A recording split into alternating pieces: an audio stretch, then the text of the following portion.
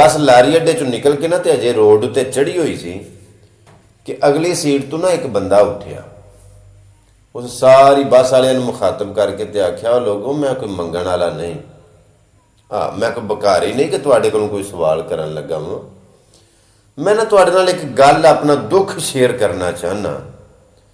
तो गल ये वे कि मेरी बीवी फौत हो चुकी है, तो मेरी इक्को ही धी है, मेरी ना होर कोई धी है तो ना मेरा कोई पुत्तर है, तो बीमार रहना। तो ख्याल ये वे कि पता नहीं किहड़े वेले दम मुसाफर हो जाए तो धी का धन है, किते फर्ज अदा हो जाए, सिरों भार लै जाए, तो जो अल्लाह नूं मंजूर है फिर।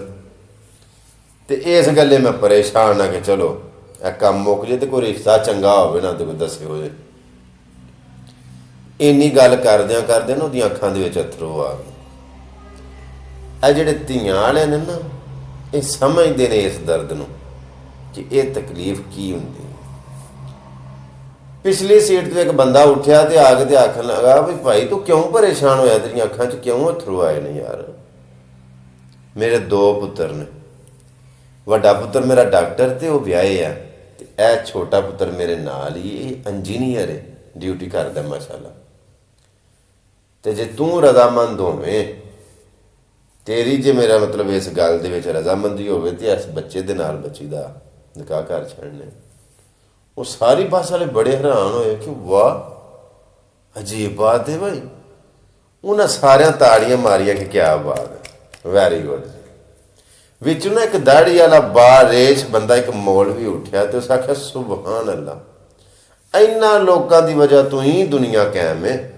वेखो ना कैसी बात है कि वो गल की, उन्हें अपना दर्द बयान किया तो उन्हें उस दर्द का मुदावा किया। तो सुबहान अल्लाह, मैं ना कि मैं इतने तुहाडा निकाह पढ़ा हड़ना, क्योंकि लड़के का वली तो लड़की का वली भी मौजूद है।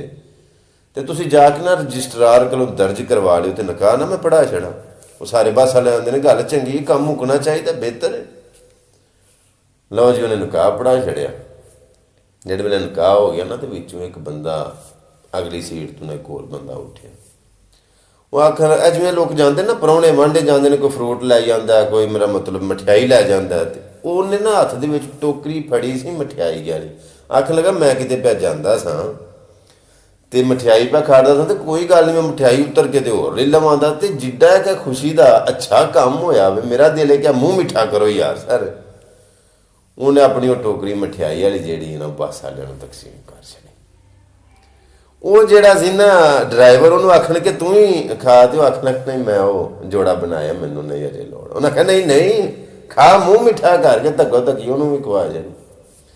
बस जिवें थोड़ा घरी गांह गई है ना तो फिर हो गया ना उसका असर, तो वह साम के समेत ड्राइवर सारे दे सारे सौ गए। बस साइड ते लग गई है लाड़ी जिमें भी जो सारे दे सारे सौ गए ना। अगला दिन चढ़िया ना तो जो उन्होंने होश आई तो ना किसी की जेब के बटवा तो ना किसी की जेब च फोन। वो जरा 6-7 का टोला सी ना, वो कुड़ी का प्यो भी तो मुंडे का प्यो भी तो मौलवी भी तो मठियाई वंडन वाला भी, वो सारा इको ग्रुप से। जो उन्होंने जेबों के हथ मारे तो उन्हें आख्या बस वो जड़ियाँ खादियां मठियाइयां सन वो सानू लै दे गई।